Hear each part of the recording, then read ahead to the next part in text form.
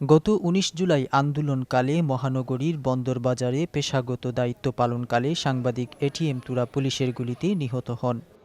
এ ঘটনায় দায়েরকৃত হত্যা মামলার মূল অভিযুক্ত সিলেট মেট্রোপলিটন পুলিশের এসএমপি সাবেক অতিরিক্ত উপকমিশনার সাদেক কাউসার দস্তগীরকে ৫ দিনের রিমান্ডে নেয়ার নির্দেশ দিয়েছে আদালত। বৃহস্পতিবার বিকেল সোয়া ৫টার দিকে তাকে অতিরিক্ত চিফ মেট্রোপলিটন ম্যাজিস্ট্রেট আদালতে সেনাবাহিনী ও পুলিশের কড়া নিরাপত্তায় তোলা হয়। এ সময় নিহত তুরাবের সহকর্মী উপস্থিত সাংবাদিকদের রুশানলে পড়েন দস্তগীর। কয়েকজন সাংবাদিক এ সময় আবেগ আপ্লুত হয়ে দস্তগীরকে কিলঘুষি মারতে শুরু করেন, তবে সেনা ও পুলিশ তাদের বাধা দিয়ে শান্ত করে। পরে দস্তগীরকে পুলিশ ৭ দিনের রিমান্ডে নেয়ার আবেদন করলে আদালতের বিজ্ঞ বিচারক মোহাম্মদ আব্দুল মুমিন ৫ দিনের রিমান্ডে নেয়ার নির্দেশ দেন। বৃহস্পতিবার শুনানিতে রাষ্ট্রপক্ষের আইনজীবী হিসেবে উপস্থিত ছিলেন এপিপি অ্যাডভোকেট আব্দুল মুকিত অপি ও এপিপি আলী হায়দার ফারুক। দস্তগীরকে ৫ দিনের রিমান্ডে নেয়ার বিষয়টি নিশ্চিত করেছেন। বাদীপক্ষের আইনজীবী ছিলেন অ্যাডভোকেট আব্দুর রব ও অ্যাডভোকেট আব্দুল খালিক। এর আগে বুধবার বিকেল ৫টার দিকে শেরপুর জেলার একটি এলাকা থেকে তাকে গ্রেফতার করে police bureau of investigation PBI. Abu তুরাবকে প্রকাশ্য দিবালোকে দিনের বেলায় দস্তগীর সরাসরি গুলিবর্ষণ করেছে এবং তাকে হত্যা করেছে।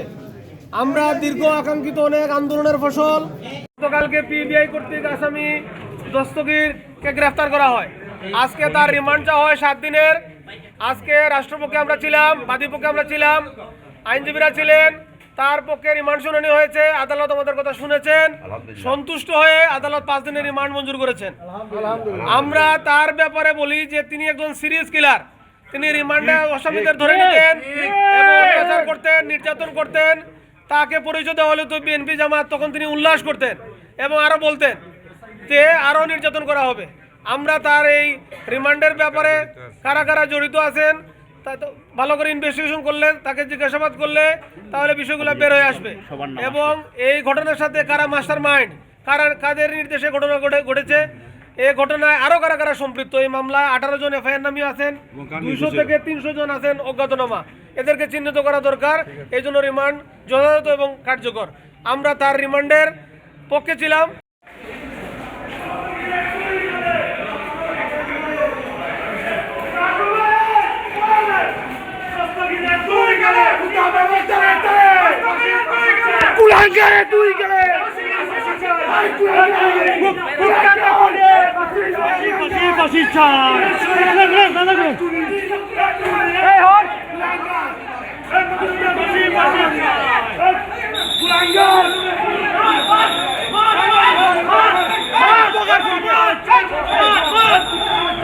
Rocky!